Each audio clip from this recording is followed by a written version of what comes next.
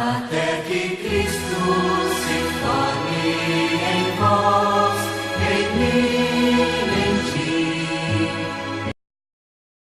Patrística é o nome dado à filosofia cristã dos primeiros 7 séculos.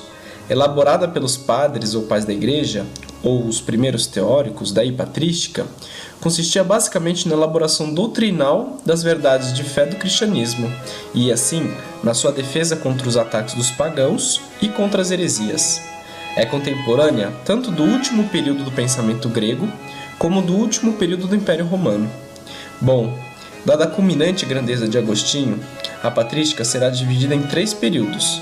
Antes de Agostinho, período em que filosoficamente interessam especialmente os chamados apologistas e os padres alexandrinos, o período agostiniano, que merece um desenvolvimento à parte de tão grande importância, em que vários historiadores não incluem a patrística, mas sim em um período próprio, a doutrina agostiniana.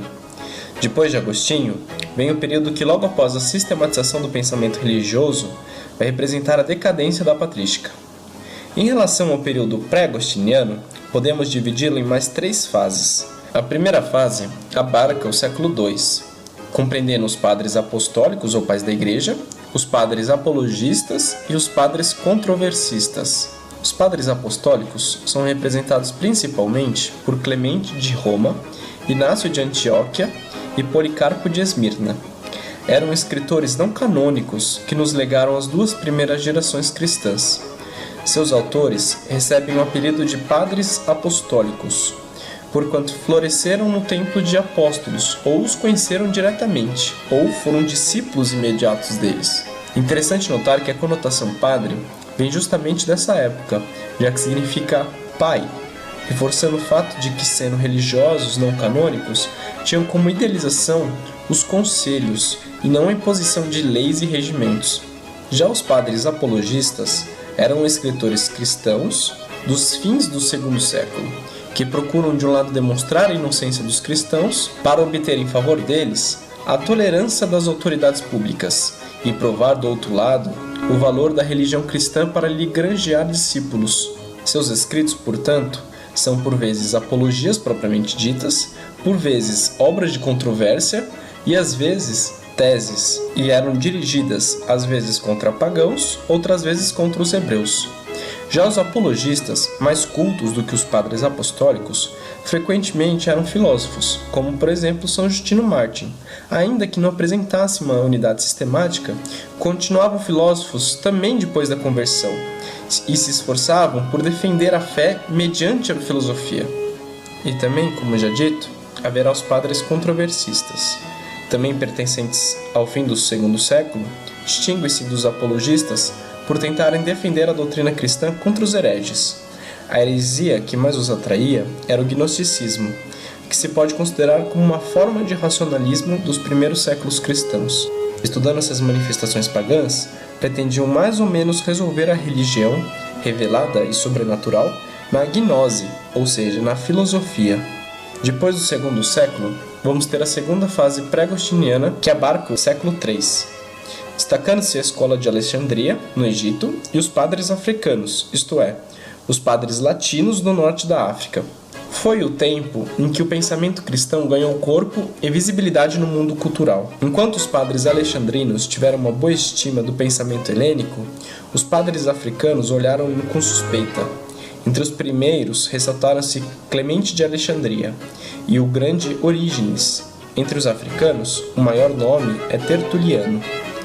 Por fim, a última fase do primeiro período se dá no século IV, época áurea da patrística. Com as grandes heresias do período, os padres viram-se obrigados a concentrar-se no elemento dogmático, deixando a filosofia propriamente dita em segundo plano.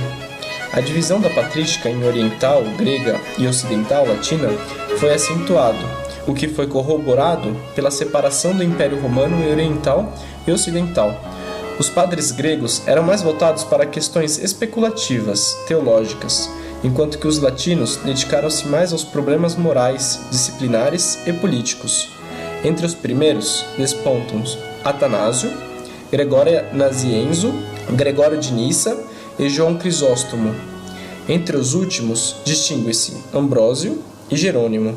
Depois, vamos ter o segundo período da patrística, a patrística agostiniana, marcada pela figura luminar de Santo Agostinho, ou Aurélio Agostinho, que de tão inovador no pensamento, o certo não seria enquadrar na patrística, mas como é um padre filósofo, vamos permanecer com esta classificação. Autor de Confissões e Cidade de Deus, Agostinho foi um dos maiores pensadores do cristianismo e talvez tenha sido o autor que mais tenha influenciado não só o pensamento, mas a própria cultura ocidental. A partir da leitura de Plotino, Agostinho abandona sua visão materialista e sua concepção maniqueísta do mal, como sendo uma realidade que subsistia em si mesma.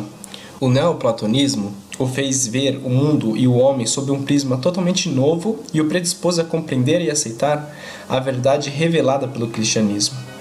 A fé em Cristo transformou completamente sua vida. Ela se tornou o horizonte não só do seu viver, mas também do seu pensar. Viver para ele era viver a fé, a verdade revelada.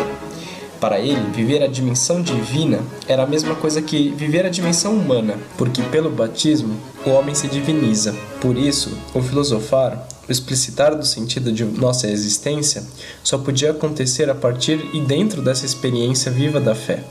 A razão para Agostinho era muito importante, mas em caso de conflito entre verdade racional e verdade revelada, sempre esta tinha primazia sobre aquela. Depois de Agostinho, seu apogeu, a patrística tem seu último período, conhecido como patrística pós-agostiniana, tendo assim sua decadência juntamente com a cultura romana. Esse fato decorre tanto de motivos interiores como exteriores. Por motivos interiores, temos que pela linha teológica da patrística, isto é, da razão aplicada ao mistério contido na revelação, já não era mais possível um desenvolvimento fecundo. Era possível mudar o objetivo da especulação. O campo da investigação racional precisava passar do sobrenatural para a natureza e dar ao pensamento cristão uma filosofia verdadeira e própria. Será precisamente esta a grande obra de Tomás de Aquino, quase um milênio após. E como motivos exteriores, temos a própria decadência do Império Romano, a sua cisão em ocidental e oriental, a queda do primeiro pelas invasões bárbaras ou germânicas e a lenta agonia do segundo pelas investidas bárbaras ou dos árabes. No entanto, ainda resplandecem alguns pensadores nesse melancólico crepúsculo, como Boécio, conhecido como o último dos romanos, e Bento de Núrcia. Em resumo, o teólogo e escritor Johannes Hirsberger define com clareza esse período. Tratando-se de filosofia patrística, não devemos, como outrora, pensar somente nas obras de filósofos que só foram filósofos. A filosofia da patrística está antes contida nos tratados dos pastores da alma, pregadores, exegetas, teólogos, apologetas, que buscam, antes de tudo, a exposição de sua doutrina religiosa, mas, ao mesmo tempo, levados pela natureza das coisas e, dada sua ocasião, se põem a resolver problemas propriamente pertencentes à filosofia. E então, pela força do assunto, versam a metodologia filosófica. Bom, esse vídeo está ficando por aqui. Espero que tenham gostado. Não se esqueçam de curtir, se inscrever no canal e deixar suas opiniões. Até o próximo vídeo.